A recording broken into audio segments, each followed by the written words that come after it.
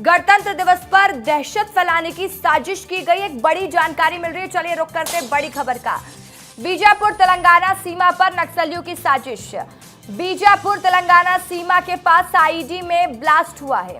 करेगुट्टा पहाड़ी पर एक साथ कई आईईडी ब्लास्ट हुआ है। विस्फोटक में डीआरजी और कोबरा के 10 जवान घायल बताए जा रहे हैं। घायल जवान MI-17 से किए गए रायपुर एयरलिफ्ट। करेगुट्टा पहाड़ी पर बड़ा सर्चिंग अभियान जारी है। इस वक्त की आपको बड़ी जानकारी हम दे रहे हैं।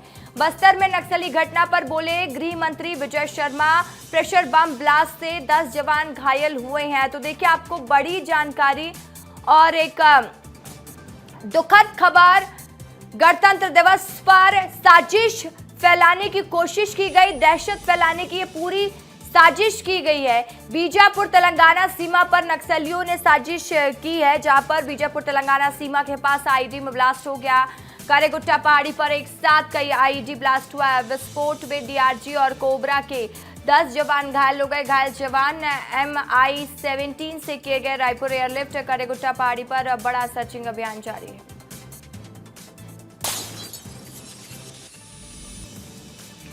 और चल एक बड़ी खबर का रुख करते हैं, बड़ी जानकारी आपको देते हैं।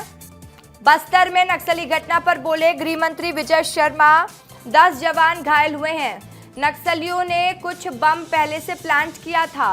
नक्सली समय पाकर हाल के दिनों में ही प्लांट किए थे। सर्च ऑपरेशन के दौरान ब्लास्ट में जवान घायल बताया जा रहा है।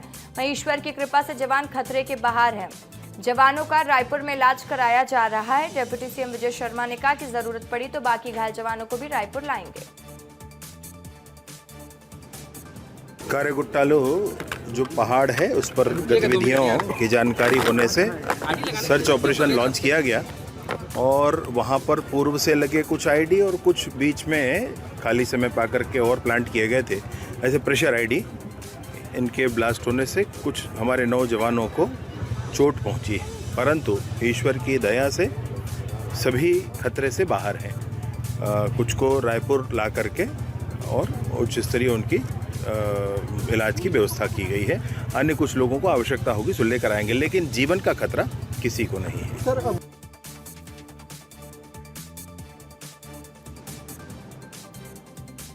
और इस खबर पर ज्यादा जानकारी के साथ मेरे सहयोगी शहनवाज मेरे साथ लाइव जुड़ गए। शहनवाज, देखिए 26 जनवरी का आज का दिन, कई जगह से बहुत खूबसूरत तस्वीर भी सामने आई। अगर हम पुवर्ती की बात करें या सुकमा के अन्य क्षेत्रों की बात करें, जहां पर आत्मसमर्पित नक्सलियों ने तिरंगे को सलामी भी दी, लेकिन वही खबर सामने आती है कि जब बीजापुर तेलंगाना बॉर्डर के पास नक्सलियों ने फिर एक बार घिनौनी करतूत को अंजाम दिया। आईडी प्लांट किया गया था, कुछ जवान घायल बताए जा रहे हैं। उनकी स्थिति भी बताइएगा और क्या अपडेट है ताजा शहनवाज वो भी बताइएगा। जी बिल्कुल बता दें रशिका, पहले तो उन सभी साहसी जवानों को मैं सलाम करता हूं, कि बहादुरी को सलाम करता हूं, क्योंकि इस प्रकार से करेगुट्टा का इलाका है, घोर नक्सल प्रभावित गढ़ रहा है। वो बड़े बड़े पहाड़ है, वहां पे उस पहाड़ के ऊपर सुरक्षा बल के जवान पहुंचे और वहां पे कैंप खुला। कालापाड़ के जो इलाका है वो इलाके शुरू से अब तक नक्सलियों के पास था, लेकिन अब सुरक्षा बल की जवानों की एंट्री वहां पे हुई, क्योंकि नक्सलवाद एक तरफ से खत्म होता दिख रहा है। लेकिन जिस प्रकार से नक्सलियों के लगाए गए पुराने आईडी थे वो ब्लास्ट हुआ। उस ब्लास्ट में जो जवान आए 10 जवान, वो जवान घायल हो गए और बुरी तरह से जख्मी हुए हैं। उनका इलाज रायपुर में चल रहा है। लेकिन सबसे बड़ी बात यह है कि बस्तर जैसे इलाके जो हमेशा से नक्सल प्रभावित गढ़ रहा है, नक्सलियों का यहाँ पे राज चलता था, उस राज को, नक्सलियों के राज को खत्म करने का काम जो है ये साहस जवान किए, अपने जवान अपने बहादुरी से किए। लेकिन आज जो 47 गांव में पहली बार तिरंगा फहराया गया है, ये सबसे बड़ी सफलता मानी जाएगी। इतिहास में इसको लिखा जाएगा कि साल 2026 का जो गणतंत्र दिवस था, 77वां गणतंत्र दिवस था, उस पर 47 गांव में पहली बार तिरंगा फहराया गया था। गोगुंडा हो या व्यंजनपल्ली हो, ऐसे कई सारे गांव हैं जहां पहले से 50 साल से जो है नक्सली उस इलाके में काबिज थे, उनकी मजबूत पकड़ थी। लेकिन अब वो इलाका पूर्ण रूप से नक्सलियों के चंगुल से आजाद होता दिख रहा है और उस इलाके में तिरंगा झंडा फहराया जा रहा है। लेकिन आज पूरा देश जब आजादी का,